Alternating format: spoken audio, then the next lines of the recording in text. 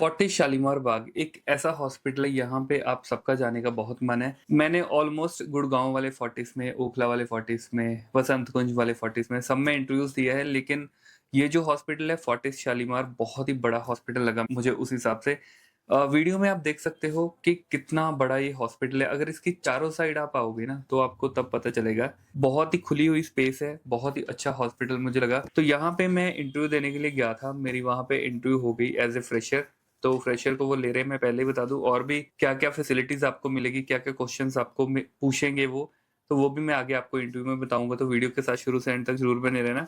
तो यहाँ पे इंटरव्यू देते टाइम मुझे एक चीज़ समझ आ गई, जो मैं आप सबको बताऊँगा, जो आपके लिए बहुत ही ज़्यादा फ़ायदेमंद होगी। तो अगर आप भी वो ट्रिक यूज़ करो तो डेफ़िनिटली आप आराम से ही इनकी इंटरव्यू क्लियर कर सकते हो, वो मैं आगे आपको बताता हूँ। उससे पहले अगर हम हॉस्पिटल की बात करें बेड्स की, तो यहाँ पे 375 से ज़्यादा बेड है और हर स्पेशलिटी आपको मिलेगी, चाहे आपको गायनी में जाना है, पीडियाट्रिक में जाना है, चाहे मल्टी स्पेशलिटी, बाकी सारे अडल्ट का तो है ही है इसमें, है ना? आपको जब यहाँ पे इंटरव्यू देने के लिए जाना है, तो आप ये बेसमेंट जो देख रहे हो, यहाँ से आपको एंटर करना है। तो बिल्कुल फ्रंट से ही ये बेसमेंट स्टार्ट हो जाता है, यहाँ से आपको एंट्री करनी है, हॉस्पिटल के अंदर जाने की ज़रूरत नहीं है। ठीक है? क्योंकि आप जाओगे तो आपको फिर वापस भेज दिया जाएगा। तो उसके बाद अगर हॉस्टल की बात करें, तो फीमेल को हॉस्टल मिल जाता है और बहुत ही अच्छा हॉस्टल मिलता है। और सैलरी की अगर मैं बात करूँ, तो 21,000 इन हैंड सैलरी बोला था, और वो भी जो नया नेट्स का प्रोग्राम आया है, जो गवर्नमेंट के प्रोग्राम के थ्रू ये मतलब डायरेक्ट आपको 21,000 देते हैं, उस हिसाब से 21,000 सैलरी इन्होंने बोला था। तो यहाँ पे फ्रेशर भी अप्लाई कर सकते हैं, एक्सपीरियंस भी अप्लाई करते हैं, दोनों ही अप्लाई कर सकते हैं। क्वेश्चन पेपर की बात करें, तो फ्रेशर का जो क्वेश्चन पेपर था वो 13 नंबर का था, जो कि मुझे मिला था, और जो एक्सपीरियंस वाला था उसमें टोटल 21 क्वेश्चन थे, है ना? तो दोनों मेरे पास है, अगर आप मेरा कोर्स लेते हो तो मैं आपको दोनों ही शेयर करूँगा, प्लस इनके राइट आंसर क्या है वो भी बताऊँगा। और इसके साथ-साथ इंटरव्यू में जो-जो क्वेश्चन पूछते हैं वो तो मैं आपको रेडी करता ही हूँ। विदिन 5 टू 7 डेज़ ही आपको रेडी करके इस हॉस्पिटल में मैं आपको इंटरव्यू क्लियर करवा दूँगा। इससे पहले आप कितने इंटरव्यू फेल कर चुके हो या आपने ये अपने दी नहीं है, कोई मैटर नहीं करता है। आपको जो मैं दूँगा वही आपको पढ़ के जाना है, और 100% आपकी इंटरव्यू यहाँ पे क्लियर ज़रूर होगी। उसके बाद इंटरव्यू का फंडा मैं आपको बताता हूँ, उससे पहले मैं आपको क्वेश्चन बता दूँ जो इंटरव्यू के दौरान पूछे गए। तो यहाँ पे जो इंटरव्यू के क्वेश्चन मैं आपको बताऊँगा वो फ्रेशर के लिए भी है, प्लस एक्सपीरियंस के लिए भी, क्योंकि हम टोटल 4 जने थे। 4 में से हम 2 फ्रेशर थे और 2 एक्सपीरियंस वाले, एक को 5 और एक को 7 साल का एक्सपीरियंस था। तो उनको भी मैंने पूछा, उनको क्या-क्या क्वेश्चन पूछे वो सारे मैंने नोट डाउन करे थे, और मैं आपको इसमें बताऊँगा, और मुझे जो पूछा वो भी ऑब्वियसली मैं बताऊँगा। तो यहाँ पे जो आपकी इंटरव्यू है वो लेंगे डेप्यूटी सीएन उनके, वो साउथ वाली साइड से ही है, केरला वाली साइड से है, लेकिन नेचर वाइज़ बहुत सही लगे मुझे। और सबसे जो उनकी मुझे बेस्ट चीज़ लगी वो थी स्टाफ को कंफर्टेबल करना, क्योंकि जब भी आप इंटरव्यू देने के लिए जाते हो, ज़्यादातर जो भी आपकी इंटरव्यू लेता है इतने गुस्से से या इतने खड़ूस से बन के बैठे रहेंगे कि आप वैसे ही घबरा जाते हो। लेकिन ये बहुत ही कैजुअल टॉक आपके साथ करते हैं, आप कहाँ से हो, आपने क्या-क्या किया, फिर आपने यहाँ पे आने का क्यों डिसाइड करा, आपके और कोई दोस्त है आस-पास में, ये वो, घर पे कौन-कौन है ना? बहुत सारी चीज़ें। तो मैंने कभी इंटरव्यू में देखा नहीं है ये घर वाली चीज़ें, और आपकी फैमिली में कौन-कौन है, कुछ नहीं पूछते, बट यहाँ पे पूछ लेते हैं। तो ये चीज़ें भी आप प्रिपेयर करके आना। तो क्वेश्चन की बात करें, हाइपोग्लाइसीमिया उन्होंने पूछा था। तो हाइपोग्लाइसीमिया एग्ज़ैक्ट कितने लेवल पे हम काउंट करते हैं और उसकी मैनेजमेंट क्या है? उसके बाद एचएआई के बारे में पूछा, hospital acquired infection. Hospital acquired infection जो है उसको कैसे आप प्रिवेंट कर सकते हो और वो कैसे फैलती है, इसके बारे में पूछा। उसके बाद हाइपोटोनिक सॉल्यूशन के नेम पूछे थे कि 2 हाइपोटोनिक सॉल्यूशन के नाम बताओ। उसके बाद 4 एंटीबायोटिक्स के बारे में पूछा था कि कोई भी 4 एंटीबायोटिक्स जो भी आपको याद आ रहा है वो बताओ। रिदम्स के बारे में पूछा था, वीटी, वीएफ और एएफ के बारे में, और उनकी मैनेजमेंट कैसे करते हो वो। उसके बाद हाई रिस्क मेडिसिन देने के क्या प्रोटोकॉल्स है, हाई रिस्क मेडिसिन कौन-कौन सी होती है ये तो आपको पता नहीं है, बट देने के भी क्या प्रोटोकॉल है वो भी आपको पता होना चाहिए। उसके बाद जो पेशेंट की असेसमेंट करते हैं, जब पेशेंट वार्ड में आता है तो क्या-क्या असेसमेंट्स होती हैं, है ना? तो वो सारी चीज़ें आपको बतानी है, ठीक है? उसके बाद डॉक्यूमेंटेशन क्या-क्या आप कर लेते हो या क्या-क्या डॉक्यूमेंटेशन हॉस्पिटल्स में आपने करी हुई है, उसके बारे में भी आपसे पूछ सकते हैं, वो भी आपको बताना है।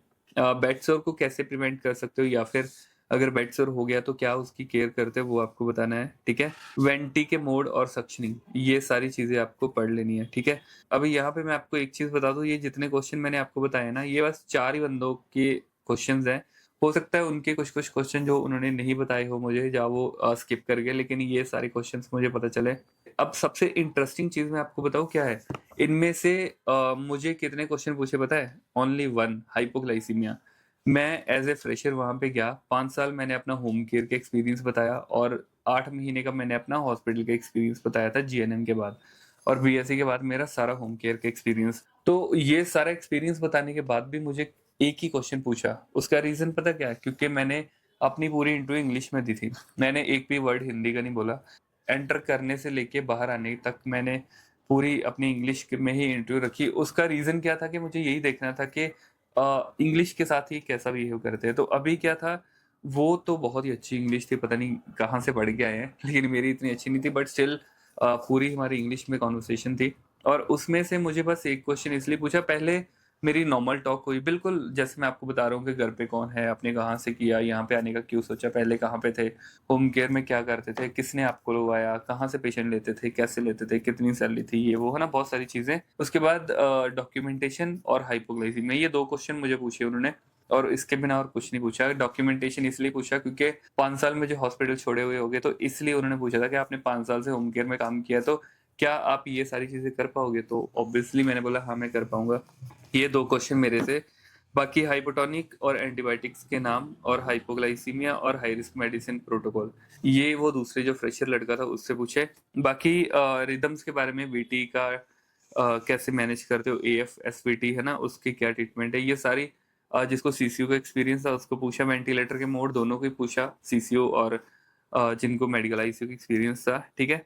असेसमेंट उनको पूछा था, डॉक्यूमेंटेशन तो मुझे पूछा था, बेड सोर की प्रिवेंशन स्टेजेस क्या है वो भी उनको पूछा था एक्सपीरियंस वाले को, और वेंटी और सक्शनिंग के बारे में भी एक्सपीरियंस वालों को पूछा। अब ये जितने भी सारे क्वेश्चन है, ये सारे मेरे कोर्स में एडेड है ऑलरेडी, है ना? चाहे आप फ्रेशर हो, चाहे आप एक्सपीरियंस हो, मैं दोनों के लिए आपको रेडी करके भेजूँगा। कोई एक मौका नहीं दूँगा कि आपको वो फ़ेल कर पाएँ। और अभी रिसेंट में जो मेरे मैथ्स में स्टाफ जा रहे हैं, तो आप जब अच्छे से पढ़ के जाते हो, वो आपसे पूछते हैं कि आपने कहाँ से पढ़ाई करी, तो आपको भी थोड़ा-सा अंदर से फ़ील होता है, तो फिर आप अलग-अलग हॉस्पिटल में जाते हो, जैसे कि अभी रिसेंट मेरे स्टूडेंट्स के साथ हो रहा है। तो आप भी अगर मेरा कोर्स लेते हो, तो आपको आराम से रेडी करने का मेरा ज़िम्मा है, और आपको कैसे हॉस्पिटल में क्लियर करवानी है, वो सारी चीज़ें मैं आपको बताऊँगा, ठीक है? तो अभी जो मेन मैं आपको चीज़ बताना चाहता हूँ कि इंग्लिश अगर आप बोल पाते हो तो बहुत अच्छी बात है, अगर नहीं बोल पाते तो भी कोई दिक्कत नहीं है। जो मेरे साथ स्टूडेंट थे, उनकी बिल्कुल हिंदी में ही इंटरव्यू हुई थी, तो उन्होंने हिंदी में इंटरव्यू करी, फिर भी उनको पास भी कर दिया, सारी चीज़ें हो गई। मैंने भी इंग्लिश में करी, मेरे साथ भी सारा ऐसे ही हुआ। तो कोई ऐसा मतलब हार्ड एंड फास्ट रूल नहीं है कि आपको इंग्लिश आनी चाहिए, अगर नहीं भी आती तो भी कोई दिक्कत नहीं है। अगर नहीं आती तो आपकी नॉलेज अच्छी होनी चाहिए। आप अपनी नॉलेज को एक्सप्रेस करने के लिए हमें एक लैंग्वेज की ज़रूरत पड़ती है, चाहे हिंदी, चाहे इंग्लिश। तो लैंग्वेज जस्ट एक टूल है कि हम जो भी एक्सप्रेस करना चाहते हो, उसको आप उसी लैंग्वेज में कर सकते हो। और हिंदी जो है, इंडिया में हो तो ऑब्वियसली हिंदी जो है वो आप कहीं भी बोल सकते हो। तो यहाँ पे भी आप हिंदी यूज़ करो, कोई दिक्कत नहीं है, आपको ज़रूर लेंगे। लेकिन जो मेरा एक्सपीरियंस है कि इंग्लिश के साथ ओनली एक ही क्वेश्चन पूछा, तो अगर आप भी इंग्लिश बोलते हो तो बहुत हाई चांसेस है कि आपको या 1 या 2 या 3 क्वेश्चन पूछ के छोड़ देंगे। हिंदी बोलते हो तो आपको थोड़ा-सा ज़्यादा क्वेश्चन पूछे जाएँगे, लेकिन क्वेश्चन्स के लिए अगर आप रेडी हो तो आपको कोई दिक्कत नहीं है, आप फुल हिंदी में इंटरव्यू दे सकते हो। बाकी क्वेश्चन के लिए रेडी आप खुद भी हो सकते हो, अगर आपको होना है। यूट्यूब पे मेरी बहुत सारी वीडियोज़ है, लेकिन अगर आपके पास इतना टाइम नहीं है और आप चाहते हो कि आप पहले फेल हो गए, अब नहीं होना चाहते हो, तो मेरा कोर्स ले सकते हो। विदिन 1 वीक आपको रेडी करके हॉस्पिटल में भेजूँगा। उसके बाद आप दिल्ली छोड़ो, पूरी इंडिया में कहीं भी किसी भी हॉस्पिटल में इंटरव्यू दो, आराम से ही आपकी इंटरव्यू जो है क्लियर हो जाएगी। तो अभी यहाँ पे अगर आप इंटरव्यू देना चाहते हो, तो आप मंडे टू फ्राइडे कभी भी जा सकते हो। सुबह-सुबह जाओ, कोशिश करो, जितनी जल्दी जाओगे उतना ज़्यादा चांसेस है कि आपको ले लेंगे, क्योंकि जितना पहले जाते हो, अगर आप हॉस्पिटल को 3 या 4 ही फ्रेशर स्टाफ 1 दिन में रखने होते, तो आपसे पहले कोई 4 चले गए तो आपको नहीं लेंगे, है ना? तो इसलिए आप जितनी जल्दी जा सको और जाओ। और एक चीज़ और है, मैं सशक्त के बारे में जो आपको बताऊँगा, वो मैं नेक्स्ट वीडियो में बताऊँगा, क्योंकि थोड़ी-सी मुझे एक बार इस पे रिसर्च करनी पड़ेगी, क्या है इसमें, क्या-क्या बेनिफिट्स मिलेंगे, बेनिफिट्स है भी कि नहीं है, वो सारी चीज़ें हम बात करेंगे, है ना? तो जो भी ये नेट्स के प्रोग्राम के अंडर गवर्नमेंट का प्रोग्राम बता के आपको मतलब हायर कर रहे हैं, या जो भी आपकी हायरिंग जो है सशक्त के अंडर कर रहे हैं, तो इसके बेनिफिट या फिर जो भी ड्रॉबैक होगी, मैं आपको नेक्स्ट वीडियो में बताऊँगा।